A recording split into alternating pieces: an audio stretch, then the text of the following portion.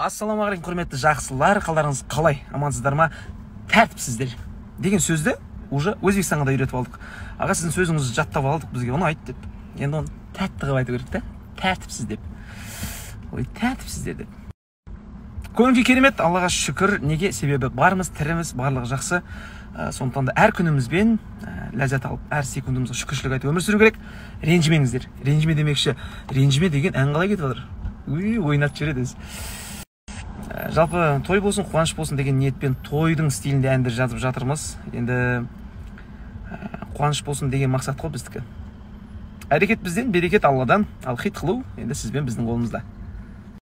Ал үй жоқтың күй жоқ, құрметті достар, үйсіз қалдық. 19-на дейін квартира табу керек. Егер де подселение немесе қасымызға тұратын қыздар болатын болса, хабарлассаңыздар болады. Міне номер. Екі боламыз. Екі комната, бір комнатасына тұрсақ, үйді тазалау, тамақ істеу, кір жуу барлығы сендердің мойындарында. Біздікі тек қана келіп ұйықтап. Ой, кім? Ассалаумағалейкум. Ассалам, қайсың? Қанағымыз ба? Қайсыздар? Неғып, жадырап жүресің сен өмірі? Қайып, жадырап жүресің деймін, да, Кай? Мен күнмін. Ақ орамал басыңда, күйеу жігіт қасыңда, енді мені ұмытасың ба?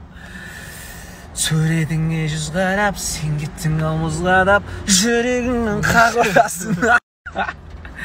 Қалжың қарайын ағайын. Жаңағы сторис енді әзір ретінде салған болатын, бірақ сол жаман хит болып кететін сияқты ше. Енді оны кім қалай түсінді, өздеріңіз білесіздер. Бірақ мен шынымен ұй қыз. Дейді тағы. Айвана ішімдер әзіл бар ғой. Тәртіпсіз тағам ғой мен. Я, бұл ой жаман емес негізі. Әзілдеп еркелеп отырмын дейді достар. Ойлаңдар. Не?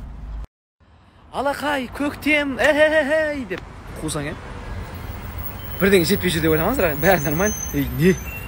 Өзің сондай, деп кірісіп кететін болсаң, қалжың ағайын. Аллаға шүкір достар.